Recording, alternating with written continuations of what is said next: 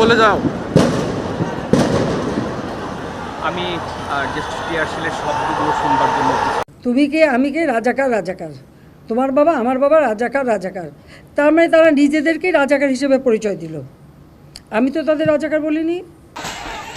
একাতে করতেছি। দেশের মালিকানা বুঝে নিতে লাঠি হাতে নিয়েছি, শুধু কোনো সংস্কার না, পুলিশ দাবরানিকে পালাচ্ছে, পুলিশের গায়ে হাত তুলছে, রাস্তায় আগুন লাগাচ্ছে, আমরা তাদের কাউকে ছাড় দিব না। আমি নিন্দা করার ভাষা পাচ্ছি না।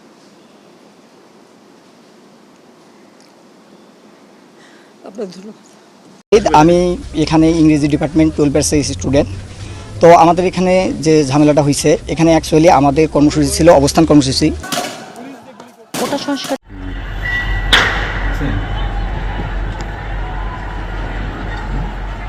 পুলিশের গায়ে হাত তুলছে, রাস্তায় আগুন লাগাচ্ছে, আমরা তাদের কাউকে ছাড় দিব না। আমরা পুলিশ, আমরা ধৈর্যের পরিচয় দিচ্ছি। তারা যদি মনে করে দুর্বলতা, তাহলে তারা বুকার স্বর্গে বাস করছে। যারা এই কাজটি করছেন তাদেরকে আমরা চিনি, তাদের নাম আমরা পেয়েছি। আমরা তখন কি আপনার গায়ে একটু কেটে ওঠে না?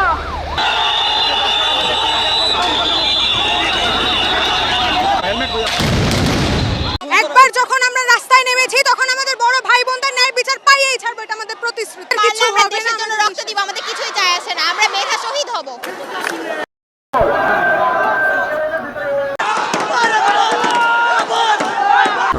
যারা রয়েছে তারা বেশ সাংবাদিকের গায়ে কচ্ছপ কেন?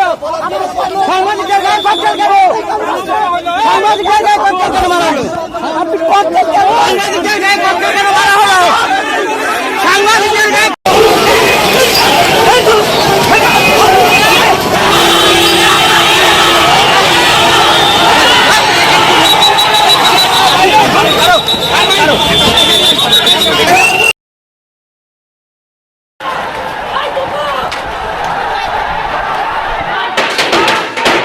কোটা সংস্কার আন্দোলনকারীদের সঙ্গে ছাত্রলীগ ও পুলিশের দফায় দফায় সংঘর্ষে এখনো পর্যন্ত 6 জন নিহত ও প্রায় শতাধিক আহত হয়েছে।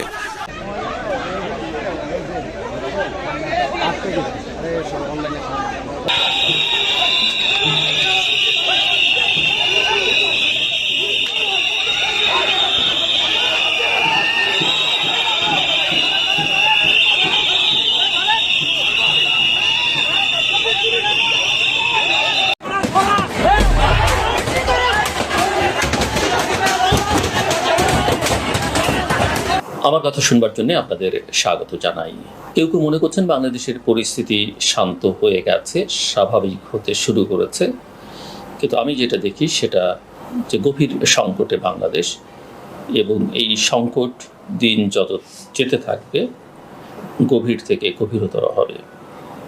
এটা একটা রাজনৈতিক সংকট, এটা একটা সামাজিক সংকট, এবং সেই সঙ্গে অর্থনৈতিক সংকট, এবং আরও বাড়িয়ে বললে বা বিস্তৃত করে বললে এর সঙ্গে কূটনৈতিক সম্পর্ক যুক্ত হবে।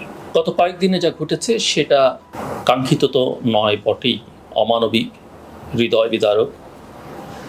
যার মনুষ্যত্ব আছে, বিবেক আছে, তার পক্ষে এটা মেনে নেওয়া কোনোভাবেই সম্ভব নয়। এখান থেকে চোখ সরিয়ে নেওয়া অসম্ভব, এবং বিবেক থাকলে, সাহস থাকলে চুপ করে থাকা সম্ভব নয়। পরিস্থিতিটা বাংলাদেশের ভেতরে সবাই উপলব্ধি করেছেন, কিন্তু যতটা সরব যারা রাজপথে ছিল তাদের বাইরে অন্যদের হওয়া উচিত ছিল, তাদের চাইতে আমি দেখি অনেক বেশি সরব আন্তর্জাতিক দুনিয়া, আন্তর্জাতিক গণমাধ্যমগুলোতে বাংলাদেশ নিয়ে প্রচুর লেখালেখি হচ্ছে, প্রচুর টেলিভিশন চ্যানেলগুলোতে আলোচনা হচ্ছে, এবং যতটা সম্ভব খুঁটিনাটি চুলচেরা বিশ্লেষণ করা হচ্ছে, এবং যেগুলো হচ্ছে তা সবটাই আন্দোলনকারীদের পক্ষে, ছাত্রদের পক্ষে, এবং ক্র্যাকডাউনের বিপক্ষে। ক্র্যাকডাউন, ইন্টারনেট শাটডাউন, কারফিউ, এগুলোর বিরুদ্ধে।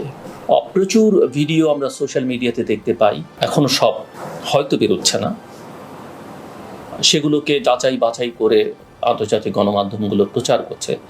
অ্যামনেস্টি ইন্টারন্যাশনাল ইতিমধ্যেই বেশ কয়েকটি ভিডিও ভেরিফাই করে নানা অ্যাঙ্গেল থেকে দেখে, স্যাটেলাইট থেকে দেখে তারা সেগুলো যথার্থ বলে প্রচার করবার জন্যে নিজেরা প্রচার করেছে, অন্যদের প্রচার করবার জন্য এক ধরনের সহায়তা দিয়েছে। সারা পৃথিবী থেকে নিন্দার ঝড় বইছে এই অগণতান্ত্রিকতার বিরুদ্ধে। ইতিমধ্যে জাতিসংঘ, মার্কিন যুক্তরাষ্ট্র, কানাডা সহ ইউরোপিয়ান ইউনিয়ন সহ জাতিসংঘের মানবাধিকার বিষয়ক হাই কমিশনার সহ সবাই প্রতিদিন নানাভাবে বিবৃতি দিচ্ছে, নানা অ্যাঙ্গেল থেকে সেগুলোকে দেখবার চেষ্টা করছে এবং সবাই বলছেন যে তারা বিষয়টা পর্যবেক্ষণ করছেন। আমেরিকায়, ইউরোপের বিভিন্ন বিশ্ববিদ্যালয়, এমনকি আমাদের প্রতিবেশী ভারতেরও প্রতিবাদ আমরা দেখতে পাচ্ছি। ছাত্ররা প্রতিবাদ করছে, নেপালে করছে, ভারতে করছে, অন্যান্য দেশে করছে। অভাবনীয় এবং অভূতপূর্ব, চিন্তাই করা যায় না যে ভারতের ছাত্ররা বাংলাদেশের ছাত্র আন্দোলনের সমর্থনে মিছিল করেছে এবং বাংলাদেশ সরকারের বিরুদ্ধে তাদের বক্তব্য দিয়েছে। আমি গত কয়েকদিন ধরে ভারতীয় গণমাধ্যমকে ফলো করছিলাম এবং সেখানে দেখছি যে সবার না হলো অনেকের সুর বদলেছে। অনেকেই কথা বলছেন, তাদের মধ্যে গবেষক আছেন, শিক্ষক আছেন, সাংবাদিক আছেন। কেউ কেউ যেমন বলছেন যে ভারত সরকারের, দিল্লির বা নরেন্দ্র মোদীর বাংলাদেশের সরকারের পক্ষে দাঁড়ানো উচিত, শেখ হাসিনার পক্ষে দাঁড়ানো উচিত। আবার কেউ কেউ এটাও বলছেন যে ছাত্রদের সঙ্গে যেটা করা হয়েছে সেটা কোনোভাবেই গ্রহণযোগ্য নয়, বল প্রয়োগ করে ক্ষমতায় টিকে থাকা উচিত নয়। তাদের কেউ কেউ বলছেন যে বাংলাদেশে আর নির্বাচন হচ্ছে না গত কয়েক বছর ধরে, এবং এই কথাও আমি তাদের বলতে শুনেছি যে 53 বছর বয়স হচ্ছে, এখন কেন এই ন্যারেটিভ দাঁড় করানো হচ্ছে স্বাধীনতার পক্ষের বা বিপক্ষের শক্তি। এইসব সমালোচনা আছে। সরকার নানাভাবে চাপের মধ্যে আছে, এমনকি আমাদের আইন শৃঙ্খলা রক্ষাকারী বাহিনী, সশস্ত্র বাহিনী, তারাও চাপের মধ্যে আছে। চাপটা নানা কারণে। একটা হচ্ছে সাধারণ নিরস্ত্র জনগণের উপরে গুলি চালাবার জন্যে, এবং চাপটা হচ্ছে Bangladesh third largest contributor to the UN peace keeping mission, এবং সেই পিস কিপিং মিশনের যেসব বাহন, হেলিকপ্টার এই অপারেশনে বাংলাদেশি ক্র্যাকডাউনে ব্যবহার করেছে, সেটা নিয়ে ইউএনের লোগো নামাঙ্কিত অবস্থায় ইনসিগনিয়া ব্যবহার করে, যেটা কোনো অবস্থাতেই অ্যাকসেপ্টেবল নয়। যদিও বাংলাদেশের পররাষ্ট্রমন্ত্রী তিনি সবসময় যেরকম কথাবার্তা বলেন সেরকমভাবে বলেছেন যে এটা ভুলে হয়েছে। কার ভুল? তার ভুল, সেনাবাহিনীর ভুল, সরকারের ভুল, না অন্য কারো ভুল, সেটা কিন্তু তিনি বলেননি।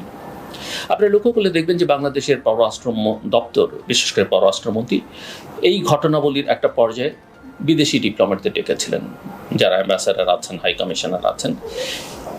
সেখানে তারা 15 মিনিটের একটা, আমি তো আগেও বলেছি, ভিডিও প্রদর্শন করেছিলেন, এবং সেই ভিডিও দেখে মার্কিন যুক্তরাষ্ট্রে যিনি রাষ্ট্রদূত ছিলেন, এখন নেই, 23 তারিখের পর থেকে, পিটার হাস কিন্তু প্রশ্ন তুলেছেন যে এটা তো এক পেশে ভিডিও, নিরস্ত্র জনগণের উপরে গুলি করবার চিত্র কই? এবং তাকে সমর্থন জানিয়ে একই প্রশ্ন তুলেছিলেন যুক্তরাজ্যের হাই কমিশনার সারাকু। জাতিসংঘের একজন প্রতিনিধি প্রশ্ন তুলেছিলেন, এই যে ইউএনের লোগো নামাঙ্কিত বা ব্যবহার করে যে যানবাহনগুলো, সেগুলো কেন নিরস্ত্র অস্ত্রধারীদের উপরে ব্যবহার, নিরস্ত্র জনগণের উপরে, ছাত্রদের উপরে ব্যবহার করা হলো? সো আমি মনে করি যে, এবং এটাও আপনারা লক্ষ্য করবেন যে বাংলাদেশের বাইরে বাংলাদেশের সশস্ত্র বাহিনী, পুলিশ বাহিনী নিয়ে নানা রকমের আলোচনা হচ্ছে। তাদের র্যাবের অতীতের কর্মকাণ্ড, তাদের বিরুদ্ধে অতীতের যেসব ইনভেস্টিগেশন হয়েছে, পিস কিপিং মিশনে যারা যাচ্ছেন তারা দেশে কিভাবে মানবাধিকার লঙ্ঘন করছেন, এবং এই সময়টাতে গত কয়েকদিনে তাদের ভূমিকা কী, সেটা বাইরের আন্তর্জাতিক দুনিয়ায় আলোচনা হচ্ছে। জাতিসংঘ এই বিষয়ে ইতিমধ্যে একটা বিবৃতিও দিয়েছে, এবং দেশের